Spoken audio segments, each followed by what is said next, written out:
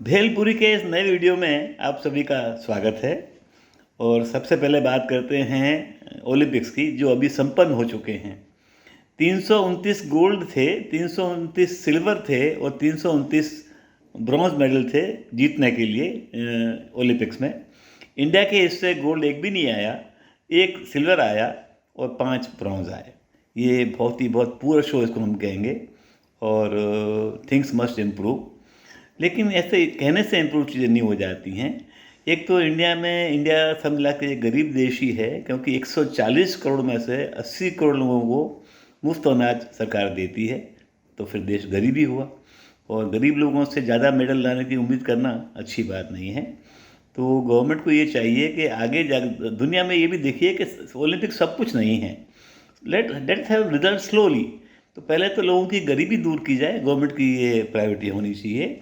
और जहाँ तक सवाल ओलंपिक्स का है, तो ये मामला सौंप देना चाहिए कॉर्पोरेट सेक्टर को। इंडिया में पैसे वाले कॉर्पोरेट बहुत ज़्यादा हैं, तो उनको जो है सारे खिलाड़ी जो अच्छे खिलाड़ी हो बन सकते हैं, वहाँ कोई हिस्सा लेकर कुछ कर सकते हैं, वो उनकी निगरानी में रहें।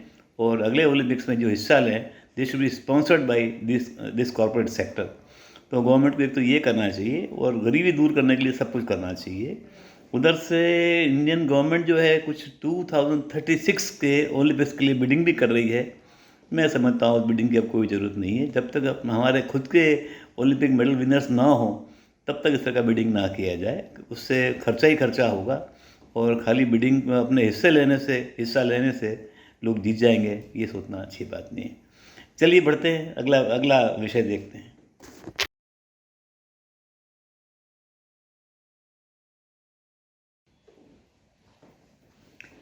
मोरबी की दुर्घटना। अभी पिछले साल आपने सुना होगा कि मोरबी में एक हैंगिंग ब्रिज पर ज़्यादा भीड़ जमा हो गई थी, और 100 से अधिक लोग जो हैं गिर के नदी में मर गए थे। लेकिन उससे पहले 45 साल पहले, मतलब 1979 की बात है। 11 अगस्त संडे था। उस दिन बहुत बड़ा वहाँ पे जो है फ्लड आया था, क्योंकि वहाँ का जो पानी सप्लाई करने वाला डैम था वो टूट गया था। बहुत ज़्यादा बारिश हुई थी, और उस फ्लड्स में काफ़ी लोग, मतलब समझिए 10,000 लोग करीब जो हैं उनकी डेथ हुई थी, और बहुत बड़ी दुर्घटना हो गई थी। लोग हर 11 अगस्त को याद करते हैं, लेकिन 45 साल बड़ा लंबा पीरियड होता है। और इंडिया में तो बहुत लोगों को याद भी नहीं होगा। जो 60 क्रॉस कर चुके हैं उन्हीं को याद हो सकता है। और लेकिन बहुत बड़ी दुर्घटना थी। और इसमें जो सबसे बड़ी बात रही कि एक तो उस टाइम आरएसएस वर्कर्स जो थे, आरएसएस लोग, उन्होंने काफ़ी अच्छा काम किया था। लाश निकालना, ये सब करना आसान बात नहीं होती है। तो that time RSS did a tremendous job during those floods. और साथ साथ में सबसे धन्यवाद जो जो होता है, वो गुजरात की पब्लिक का है। गुजरात की जो पब्लिक है वो ज़्यादा ही जो है दयालु है, और बहुत तेज़ी से उन लोगों ने वहाँ पर रिलीफ काम किया। और समझिए 2 महीने में तो शहर जो है फिर से पूरा एक्टिव हो गया था। इट्स एन इंडस्ट्रियल टाउन, और अब तो कॉरपोरेशन टाउन हो गया है, वो सिटी बन गया है। लेकिन गुजरात की प्रजा को आप समझेंगे कि जो दया भाव उनमें है वो हम सब में नहीं है, ये तो कहना पड़ेगा। मतलब within no time the city was rebuilt, it was buzzing with all activities. और अब तो मैं बता रहा हूँ कि इट्स अ कॉरपोरेशन टाउन। चलिए बढ़ते हैं, अगली आइटम देखते हैं।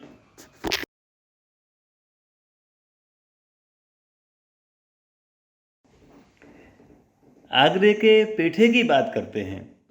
आगरा शहर के बारे में आप जानते हैं, it is famous for Taj Mahal. और लेकिन वहाँ के लोकल्स जो हैं वो मीठा और नमकीन खाने में बड़े उनका अच्छा टेस्ट है। और पेठे की मिठाई जो है वो पूरे इंडिया में सबसे अधिक, मतलब it has originated from Agra only. और पेठा जो है एक तरह की एक फल है, जो आगरे के आसपास ज़्यादा उगता है, लेकिन काफ़ी जगह यूपी में उगता है। और उसी के फल से जो है पेठे, वो उसको पीठा बोलते हैं, उसी में से काट के ये मिठाइयाँ बनती हैं, और तरह तरह की मिठाइयाँ बनती हैं। ख़ास तौर पे आगरे में जब शादियाँ होती हैं, तो वहाँ के जो हलवाई हैं वो पेठे में से ख़ास तौर की वैराइटीज़ क्रिएट करते हैं, और वो शादी के लिए ही होती हैं। बाकी नॉर्मल मिठाइयाँ बाज़ार में मिलती हैं। और ऐसी दुकानें भी हैं आगरा में जो करीब 100 साल पुरानी हो गई हैं, and they are famous for petha and dal moth. दाल मोठ जो है वो नमकीन चीज़ है। तो जनरली स्वीट एंड नमकीन का एक कॉम्बिनेशन होता है। तो दाल मोठ भी जब लोग लेते हैं, पेठा लेते हैं, तो दाल मोठ भी लेते हैं। अब जो कि एक अवेयरनेस लोगों में आ गई है कि चीनी जो है कम खाई जाए, तो पेठे का जो है चलन जो है वो थोड़ा कम हो रहा है इंडिया में। ख़ास तौर पे यंग बच्चे अब पेठा नहीं खाते हैं, जो पहले बहुत ज़्यादा खाते थे। और पेठे की वैरायटीज़ मैंने बताया बहुत तरह की आती हैं। इसके अलावा आगरा में है लोगों को पसंद, वो बिड़ई वगैरह जो हैं वो लोकल स्टाइल से बनती हैं, वो भी काफ़ी टेस्टी होती हैं। बट आगरा के जो लोग हैं शौकीन हैं खाने पीने के, इस बात को नोट किया जाए। चलिए आगे बढ़ते हैं।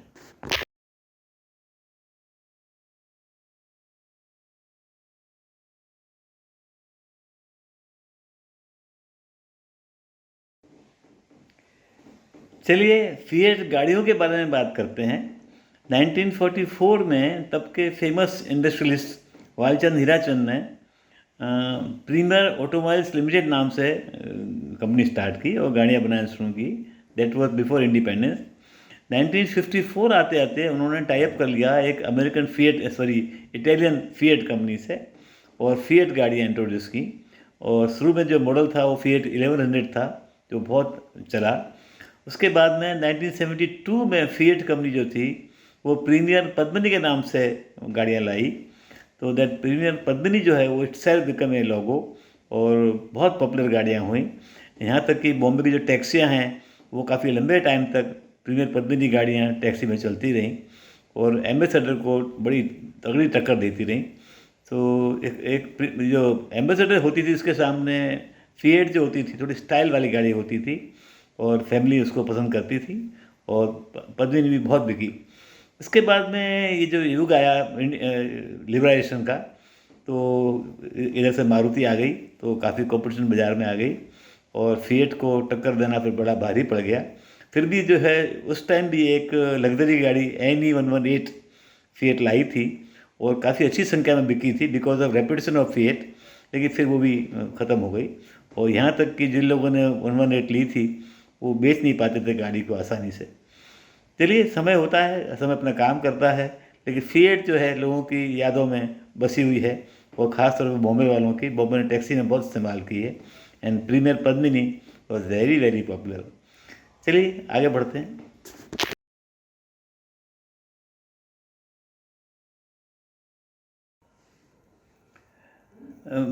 बुक्स की बात करना बहुत ज़रूरी है, और पिछले 20 सालों में हम में से बहुत लोगों ने बुक्स पढ़ना ऑलमोस्ट नील कर दिया है। तो बुक्स पढ़ी जाएं और रेगुलरली पढ़ी जाएं। तो ये जो बुक आपको सजेस्ट कर रहे हैं, ये है, इसका टाइटल है सफ़र के बीच, और लिखने वाली हैं दीप्ति कुलश्रेष्ठ। ये आपको मिल जाती है 168 रुपीज़ में, और अमेज़न पर आप ट्राई कर लीजिए, और अपने दोस्तों को भी कहिए बुक्स पढ़ा करें। और हज़ारों लाखों बुक्स मिलती हैं, कोई शक नहीं इसमें। तो चलते चलते अभी इसराइल की वॉर की बात चलती रहती है।